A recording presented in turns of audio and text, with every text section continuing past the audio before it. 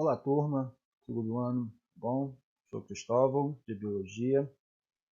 Bom, como combinado, né, eu passei a mensagem para vocês, tá? Infelizmente, nessa semana não vou poder estar presencial com vocês, né, em sala de aula, mas aí eu estou deixando gravado, né, fazendo a gravação da continuidade do nosso assunto sobre o sistema endócrino, tá? Para que a gente não perca essa linha, né, de raciocínio, de compreensão do assunto, né, que é para a nossa P2, né, do quarto trimestre, tá? E agora eu vou fazer só um breve resumozinho, né, do que nós já vimos na aula passada, tá? Nós falamos sobre o sistema endócrino, certo? Que o sistema endócrino, além dele, também nós temos o sistema nervoso, tá?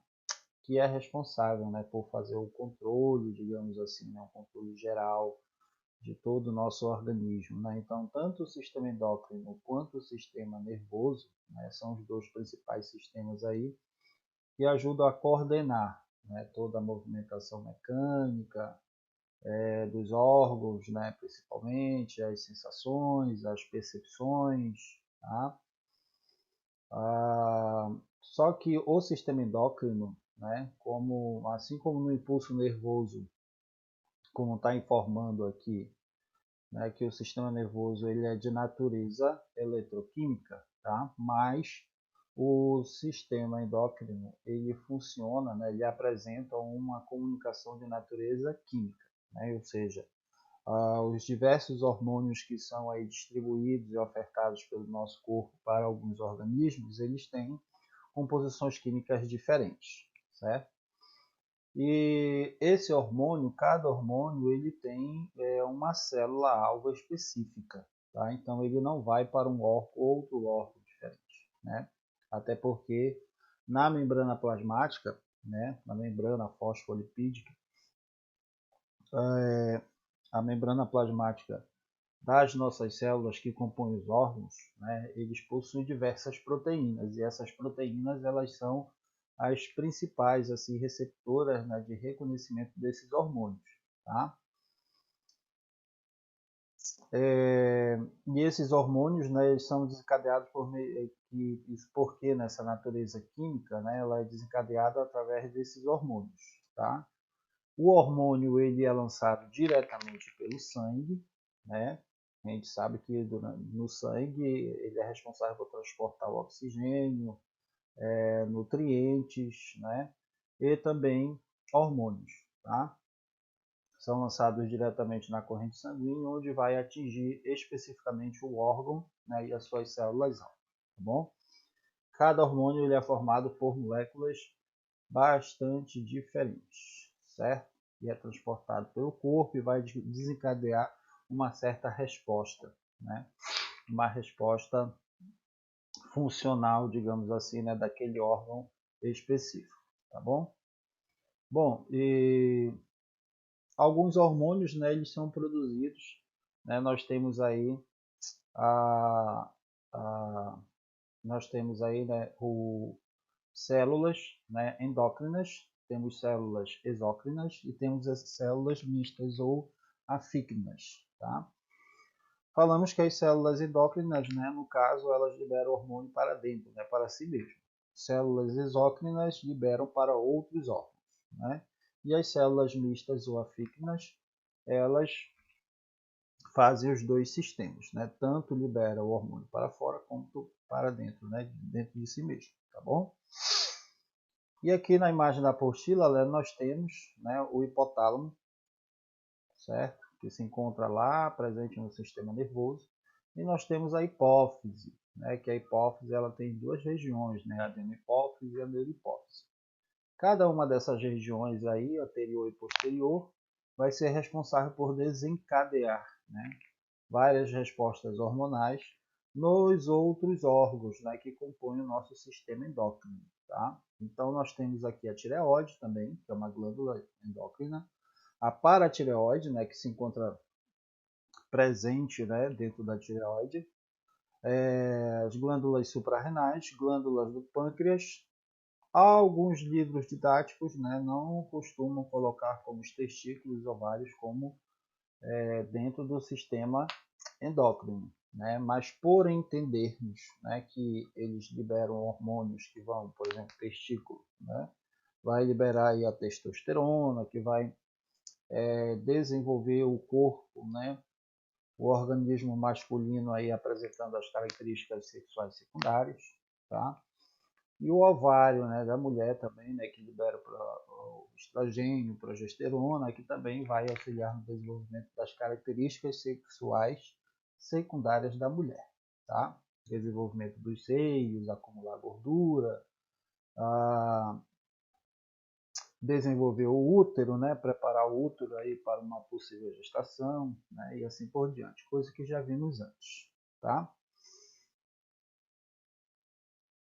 Bom, a secreção hormonal, né, com relação à secreção hormonal, a gente vê o seguinte, né, que essa resposta hormonal aí, quando um hormônio ele age diretamente em outro órgão, né, em uma outra glândula até, tá? Então a gente vai ter aí tipo como se fosse uma sinalização positiva, tá?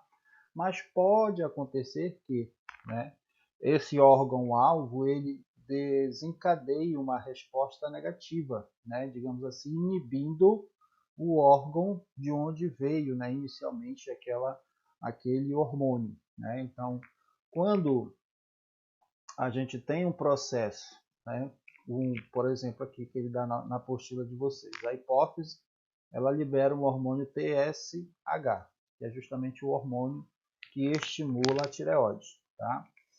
Então, esse hormônio TSH vai estimular a glândula tireoide a produzir, né, os hormônios T3 e T4, tá? Porém, quando a tireoide, então isso aqui é um feedback positivo, tá? Porém, quando a tireoide ela libera o hormônio T3 e T4, né, através dessa retroalimentação, vai inibir a produção do TSH, né? Então vai haver um certo controle, né, controlando a secreção do T3 e T4, tá? Então isso daqui já é uma resposta, né, um feedback negativo, tá bom? Então, o feedback positivo aqui, né, ocorre o aumento da formação do produto, que estimula a produção do hormônio, tá? E já o feedback negativo ocorre quando a concentração de hormônio, no caso a tiroxina T4, secretado pela glândula tireoide, diminui o baixo nível normal e a hipófise responde secretando o hormônio estimulador da glândula tireoide, TS4, TSH, tá? Quais são as principais glândulas, né, no organismo humano? Né? Então, nós temos aqui a hipófise, tá? Que ela secreta os hormônios produzidos pelo hipotálamo, certo? A hipófise ela possui duas regiões, né? Nós temos a região anterior, que é a adenohipófise, tá? E temos a região posterior, que é a neurohipófise. E cada uma desses lobos, né, dessa região anterior e posterior, vai secretar uma determinada forma de hormônio, tá? Então, como eu desenhei lá no quadro, né, nós temos aqui a neurohipófise, onde temos a região aqui em verde, né, representada na apostila de vocês, e temos a adenohipófise, tá, onde tem as setinhas em vermelho, certo? A região posterior, ela libera, né, hormônios como a ocitocina e o antidiurético, tá? O antidiurético que ele vai agir diretamente, né, lá nos néfrons, lá no rim, né, que já estudamos aí na aula passada. Então vai fazer todo esse controle do sistema urinário, tá? O sistema renal. A ocitocina, né, ela tem ação direta nas glândulas mamárias, justamente na expulsão do leite, né, quando a mãe vai amamentar o bebê, né? Então tem ação hormonal em cima disso daí, né? O leite ele não sai por sair, tá? Contrações do útero, também a ocitocina auxilia na contração do útero, tá? Vai auxiliar na contração do útero, tá bom? A adenohipófise, né, que é o lobo anterior, Então, nós temos o tireotrófico, né, o hormônio tireotrófico, tá, que age diretamente na glândula tireoide, justamente liberando lá T3, T4 e a calcitonina, certo? Temos o adrenocorticotrófico, justamente que vai agir lá nos rins, né, na glândula suprarrenal. Somatotrófico, né, diretamente nos ossos, no crescimento, metabolismo celular também, tá? Gonadotrófico, né, vai agir diretamente, incidir ali diretamente nas gônadas, né, que são os testículos, né, do homem, os ovários da mulher, tá? E temos aqui a prolactina, né, que vai auxiliar na produção do leite. Então não confundam, né? Prolactina é o leite, vai produzir o leite. Ocitocina é a expulsão do leite, é a saída do leite na hora da amamentação, tá? Ou não, né? Porque às vezes ocorre da mulher vazar pouco, né, o leite, quando o seio está muito carregado, né, muito cheio, tá?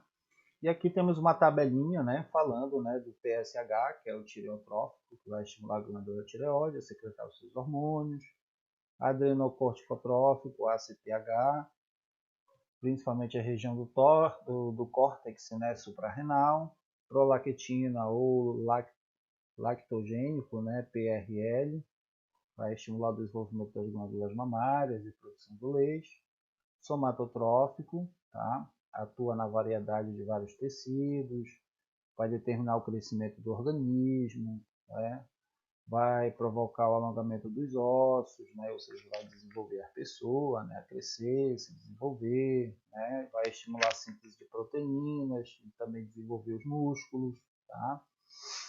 Gonadotróficos, vai agir diretamente nas glândulas sexuais, né? Nas gônadas, o FSH, folículo estimulante da mulher, o LH, que é o luteinizante, né, produção de hormônios sexuais, a progesterona e testosterona, tá? Ocitocina, né, que são liberados, esses aqui que eu falei, são liberados pela adenohipófise, certo? Pela neurohipófise, né, temos a ocitocina, tá, que vai estimular a contração do útero durante o parto, também vai estimular a liberação do leite, tá? Vasopresina ou antidiurético, que são os ADHs, hormônios antidiuréticos, atua nos túbulos renais, ajudando, auxiliando a reabsorver a água para o sangue, né? Para manter o corpo em homeostase, né? Manter o equilíbrio osmótico, né? Ele é um dos responsáveis pelo controle também da pressão arterial, certo? Continuando, né, aqui, nós paramos aqui na última aula justamente aqui, né, nos hormônios em que a adenopófise e a neurohipófise atuam no organismo, tá? E agora vamos dar uma continuidade aqui na glândula tireoide, tá? Glândula tireoide, a gente parou aí lá no finalzinho, né, na aula sobre isso. A glândula tireoide, né, ela se encontra lá na junção da laringe, né, com a traqueia, tá? E ela secreta 3 hormônios principais aí, que é a T3 e T4 e a calcitonina, certo? Os hormônios T3 e T4, eles contêm átomos de iodo, né? Então, até comentei em sala de aula, né, que antigamente no sal de cozinha não existia iodo, né? Então apareceram muitos problemas de saúde com relação a isso, problemas de tireoide. Então foi adicionado o iodo, né, no sal, justamente para evitar esses problemas, né, de saúde com relação à tireoide, que podem vir ser muitos, tá? Alguns aí até bem pesados, tá bom? E o T3 e o T4, eles têm função importante, né, no metabolismo energético do organismo, tá? Então o iodo ele é fundamental aí no metabolismo energético, tá bom? Não se esqueçam disso. Deixa eu ampliar aqui mais um pouquinho. 180.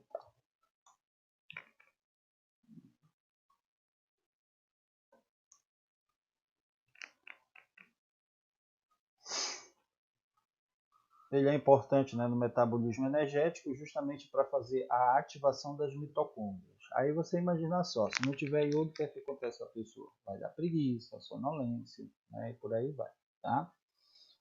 Assim, né, esses hormônios atuam no aproveitamento de carboidratos, proteínas, lipídios, que são aproveitados pelas células, tá? Todas essas atividades energéticas provocam um determinado aumento no consumo de oxigênio e também na produção de calor do corpo, né? Porque as células elas estão ali, né, em intensa atividade, intenso metabolismo celular, tá bom?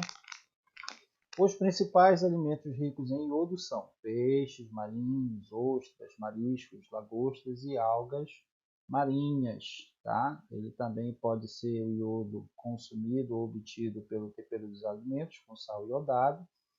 E a adição do iodo no sal de cozinha comercial ela é obrigatória no Brasil, pois vai evitar diversas funções da glândula de tireoide associadas à ausência do iodo na alimentação, aquilo que eu falei anteriormente, tá? Já a calcitonina, ela age na diminuição dos níveis de cálcio e fosfato, tá? No sangue, tá bom? Então ele vai controlar os níveis de cálcio e fosfato no sangue, para que esse cálcio e fosfato seja reabsorvido lá no ossinho, tá? Lá nos ossos, tá bom? Então, além disso, também, né, a excreção do cálcio pelos rins quando há um excesso, né? Então, o cálcio ele pode ser retirado aí, né, pela urina quando há um excesso aí na corrente sanguínea, tá?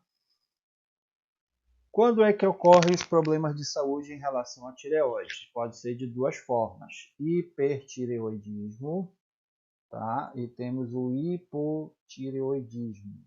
Temos o hiper e o hipo. O que é que causa o hipertireoidismo?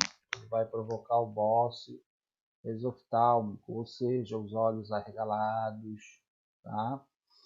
Insônia, a pessoa vai ter perda de peso, a pessoa vai ter agitação, ou então vai ter um inchaço da glândula, tá? Causando determinadas dores e até incômodos, né? Hipotireoidismo, vai ter o bócio endêmico, a pessoa vai ficar um pouco mais lenta, vai apresentar sonolência, tá? Aqui é insônia, certo? Sonolência, vai ter tendência para engordar, tá? E não perder peso, tá bom? E também vai ter o inchaço da glândula, tá certo? Então, uma deficiência, né, desses hormônios pela glândula tireoide provocar alterações gerais aí no desenvolvimento do recém-nascido também, como, por exemplo, cretinismo, que é a falta de desenvolvimento da pessoa, né? Pode ocasionar também deficiência mental, tá? Pode causar também, ela é causada pelo hipertireoidismo congênito, tudo isso, tá? Já a ausência do hormônio T4, ele vai atrapalhar no amadurecimento cerebral, tá? E também no crescimento da criança. Tudo isso é possível identificar, né, pelo teste do pezinho, certo? Cuidado que isso pode cair em prova, tá? Então, realizado por meio da análise de algumas gotas de sangue do pé e também dos recém-nascidos. Por isso que o teste do pezinho ele é super importante, tá? Então, se vier na prova falando o teste do pezinho, já sabe que é para identificar alguma alteração na glândula tireoide, tá? Não se esqueça, tá bom? A glândula paratireoide, onde é que se encontra, professor? Tá bem aqui, ó. São essas 4 bolinhas aqui. Toda essa parte vermelhada aqui um pouco menor, tá? Deixa eu marcar aqui para vocês. Toda essa região aqui, ó, né, em vermelho, um pouco mais claro, tá? É a glândula tireoide. Agora, esses pontinhos aqui, ó, tá? Esses 4 pontinhos que ficam na parte superior e inferior são as glândulas tireoide, certo? Então, são 4 pequenas glândulas que elas ficam implantadas na parte posterior da tireoide e 2 em cada lobo, tá? As glândulas paratireoides, elas produzem, né, ou secretam paratormônio, não esqueçam, tá? Não glândula tireoide secreta paratormônio, tá? Ele atua na função de regular a quantidade de cálcio no plasma sanguíneo, tá? Então, paratormônio regula o cálcio no plasma sanguíneo por meio de alguns processos, certo? Por exemplo, retirada do cálcio presente nos ossos, vai ficar disponível na corrente sanguínea, tá? Na absorção de cálcio dos alimentos, por meio da mucosa intestinal, e também na reabsorção do cálcio nos túbulos renais, né? Na hora lá da produção da urina. A gente vai ter a cápsula glomerular, né? E aí todas aquelas voltinhas lá que a gente vê, ainda ocorre o processo de absorção e reabsorção, tá? Aumentando a concentração iônica, né, do Ca2+ no sangue, do cálcio, tá? Do íon de cálcio no sangue, tá certo? Portanto, o paratormônio, a calcitonina, apresenta ação antagônica, ou seja, diferente, tá? Enquanto o primeiro, que é o paratormônio, ele age aumentando a concentração do cálcio, ó, o paratormônio, ele aumenta, tá? E a calcitonina, ela diminui a concentração de cálcio no sangue, tá? Paratormônio aumenta a concentração de cálcio no sangue e a calcitonina diminui a concentração de sal no sangue, tá certo? Vamos lá, próxima glândula, suprarrenais, tá? Vou pegar minha canetinha, vamos falar aqui das suprarrenais, glândulas suprarrenais. É justamente aquela onde se encontra lá na medula, né? No córtex, tá? Vai estar no córtex e também ali próximo à medula, né? Na porção interna, tá? Então, a suprarrenal, ela tem duas regiões, né? Tem a região do córtex e tem a região da medula, tá? Suprarrenal. Elas ficam situadas sobre os rins, né? Fica bem aqui, ó, bem em cima do rim, tá? E ela tem duas regiões, ó. Temos a medula, que é a parte do meio, e o córtex, que é a parte mais abrangente, né? Da glândula suprarrenal, tá? E ela apresenta funções específicas no organismo, né? Por exemplo, o córtex das suprarrenais, né? Ela é controlado pelo hormônio ACTH, tá? Produzido pela adenohipófise por meio do mecanismo de feedback, tá certo? Quais são os hormônios, né, do córtex e das suprarrenais, tá? Então, tem funções distintas aí, né, do córtex, tá? O córtex produz estes hormônios, tá? Todos esses três, e a medula suprarrenal, tá? Vai produzir estes hormônios aqui, tá bom? Então, o córtex ele produz o mineralocorticoides, né, que é o principal hormônio, é a aldosterona, que vai regular a quantidade de sais e água no sangue, tá? Também auxilia aí no controle da pressão arterial e do volume plasmático, tá? Do plasma, né, sanguíneo, tá? Glicocorticoides, principal hormônio, cortisol, tá? Para você pegar direitinho isso daí, você faz um resumozinho, né, no seu caderno aí, tá? Pode ser que caia em prova, tá bom? Cortisol, ele está situado, né? Está relacionado principalmente com o estresse diário da pessoa, né? Ele aumenta a quantidade de glicose no sangue, né? Por meio do metabolismo de aminoácidos, tá bom? Andrógenos são hormônios esteroides musculinizantes. São encontrados, né, nos dois sexos que estimulam o desenvolvimento e as atividades sexuais e o crescimento muscular. Então, ó, Os andrógenos são responsáveis pelo desenvolvimento do organismo e também na estimulação de atividades sexuais, tá? E também no crescimento muscular, certo? Então, tanto o homem quanto a mulher, tá? Eu até falei isso lá no primeiro ano, né? No EM. Por exemplo, a Jade Barbosa, se não me engano, né?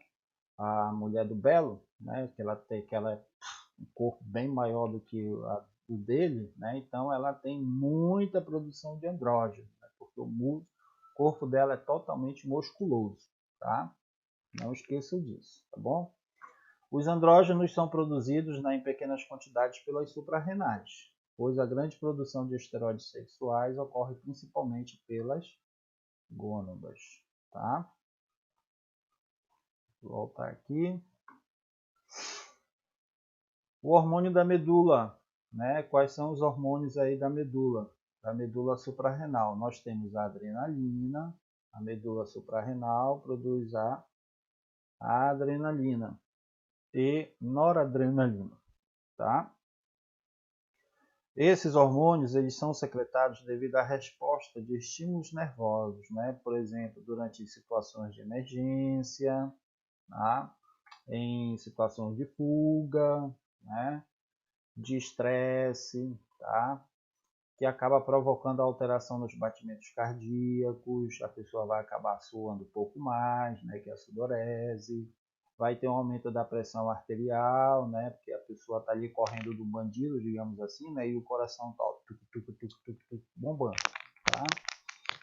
A contração e relaxamento de certos músculos, tá? Então essas ações preparam todo o organismo para as respostas rápidas, tá? Então a adrenalina e a noradrenalina faz uma preparação do organismo, né? Deixa o batimento cardíaco mais acelerado, pressão sanguínea também maior, né?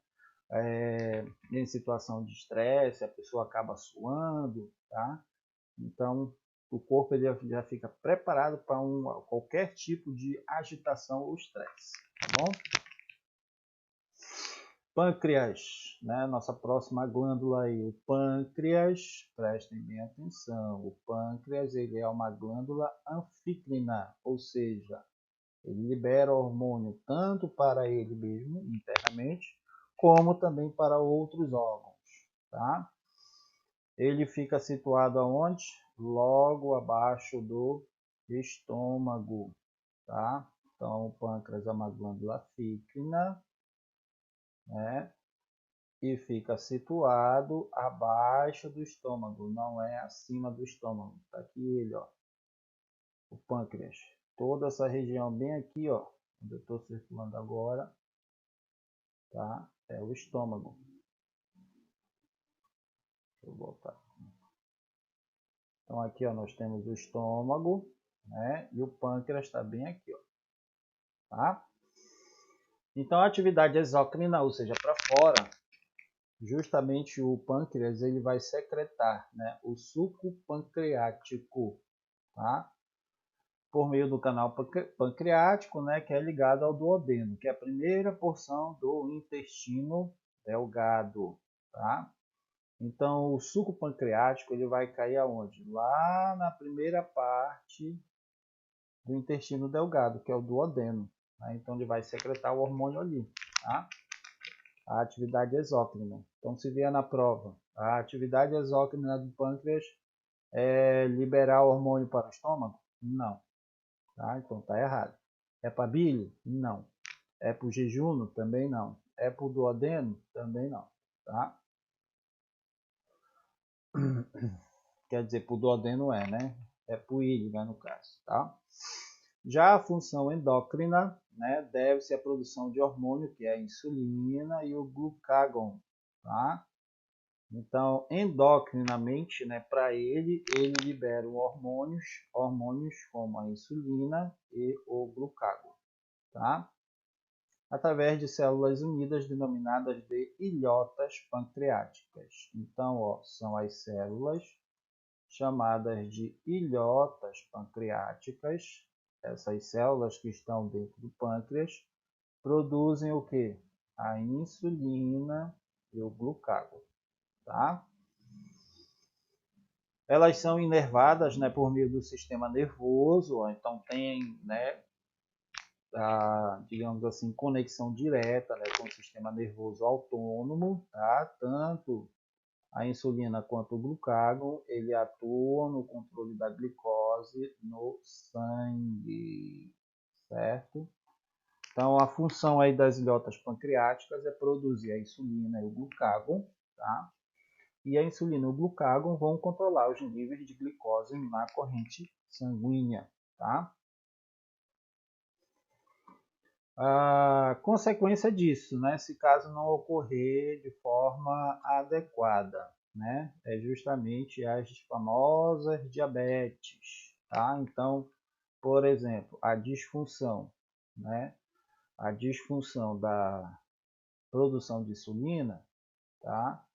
As disfunções na produção de insulina provocam a diabetes mellitus, que pode ser do tipo 1, pode ser do tipo 2, ou pode ser até mesmo a gestacional, tá? Os sintomas incluem, né, hiperglicemia, vai ter um aumento da glicose, né, a glicose vai sair mais facilmente pela urina, tá? Chamado de glicossúria. E também veio do volume urinário, né, que é a poliúria, ou seja, a pessoa tem vontade de urinar constantemente, tá? A sede, né, dificuldade de processos de coagulação e também de cicatrização, né? Então, a diabetes mellitus, né, é porque não tem esse controle hormonal aí da glicose, tá? E principalmente idosos, né, quando se ferem, né, tem algum tipo de ferida, então o processo de cicatrização é um pouco mais demorado, tá? Já o glucagon, deixa eu tirar aqui, tá? Já o glucagon, né, ele ativa a enzima fosforilase, tá? Ele vai ativar a enzima fosforilase, que essa fosforilase ela vai atuar na quebra do glicogênio. Esse glicogênio vai ficar armazenado aonde? No fígado, em formas de moléculas, né, de glicose, tá? Então, o glucagon, né, ele vai atuar aí no controle, né, no controle aí da glicose, tá? Então, quando passa pelo sangue, quando a glicose ela passa pelo sangue, ela atua como um energético celular, né? Como eu já falei para vocês várias vezes, né? A primeira forma de obtenção de energia das nossas células é a glicose. E quem faz essa manutenção, né, dessa glicose aí, estamos vendo aqui, que é o pâncreas principalmente, né? E o fígado também ali na produção, né, na quebra, né, do glicogênio, transformando em glicose, né, o fígado, tá? Para tornar essa glicose, digamos assim, uma fonte de energia primária e viável, né, para as nossas células, tá certo? Tudo bem? Vamos passar em frente aqui, tá? O sistema endócrino, né, em diferentes grupos de animais, tá? Então toda essa ação hormonal, regulatória, né, do metabolismo, também pode ser observado em outros grupos de animais, como, por exemplo, homintos, né, que são os vermes, os anelídeos, minhocas, né, sanguessugas, tá? Molúsculos, artrópodes e equinodermos, né, que são as estrelas do mar, tá? Então, nesses grupos de animais também existe, né, esse sistema endócrino, né, de controle, tá? De regulação hormonal. Tá bom? É claro que não vai ser o mesmo órgão que nós temos, mas sim algo parecido. Tá bom? Esses animais eles apresentam comunicações hormonais que vai variando de grau de desenvolvimento de cada um do grupo. Tá? Então, alguns do sistema endócrino deles lá, né, de liberação de hormônio, pode ser um pouco maior, né, a forma do órgão, tá? Outros menores, tá certo? Então, entre os diversos exemplos, podemos destacar as equídeses, né, ou mudas dos artrópodes, ou amudas, né, ou as mudas dos artrópodes, que é justamente aquela, quando a gente vê aí, né, o que dizem, né? Justamente a troca, né? A troca daquela casca, né? Da aranha, né? Da borboleta, né? Transforma a metamorfose da transformação, né? De lagarta para borboleta. E, por exemplo, da cigarra, né? O amadurecimento dela, ela fica fixada no tronco e aí ela vai à medida que o corpo dela vai crescendo, então aquela estrutura, né, de quitina que estava anteriormente, ela já vai ficando para trás, né? Então, à medida em que o inseto, né, o artrópode, ele vai crescendo, se desenvolvendo, então a estrutura anterior vai ficando, né, para trás, né? Vai se perdendo, tá bom? Então, por exemplo, aqui, né, nós temos aqui o hormônio equidisona, né, que ela atua nas células-alvo, principalmente nas epidérmicas, que é justamente aquela que eu falei aqui agora, né, naquela troca, né, da casca, né, da aranha, de alguns insetos aí, tá? Fazendo com que os genes dessas células realizem a codificação de enzima envolvida na digestão do exoesqueleto velho, tá? Determinando a secreção da quitina para a formação de uma nova cutícula nova, tá? De uma nova cutícula, né? Ou seja, uma nova casca. Tá? Temos o hormônio juvenil também, né? Presente aí nesses artrópodes. Tá? Quando a gente fala em artrópodes, aí são os insetos. Tá? Pode ser aranha, barata e outras coisas. Então, para que ocorra a metamorfose, né, é necessário uma taxa desse hormônio na hemolinfa. Hemolinfa é justamente como se fosse a corrente sanguínea do inseto. Tá? Que ela seja muito pequena ou quase nula. Caso contrário, o animal ele não realiza a muda. Tá? Apenas passa de uma fase de larva para uma outra fase de larva, ou seja, ninfa. Né? Ou seja, vai se desenvolver, mas só que na forma de lagarta. Tá?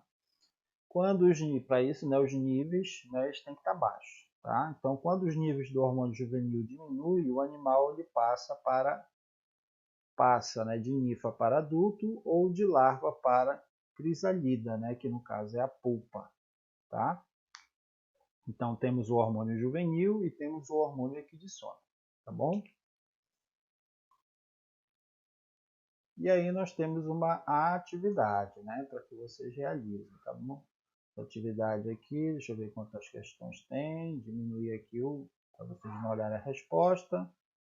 Tá? Então é bem pouco. Né? 1, 2, 3, 4, 5 questões. Tá? Então, essas 5 questões aí vai ficar para que vocês resolvam, né? Agora em casa. Tá? Só pegar aqui o assunto direitinho, tá bom? E resolver a atividade. Aí na próxima aula a gente faz a correção dessa atividade do sistema endócrino. Tá certo, pessoal? Bom, espero que vocês tenham gostado da aula, tá? E até a nossa próxima aula. Tchau, tchau.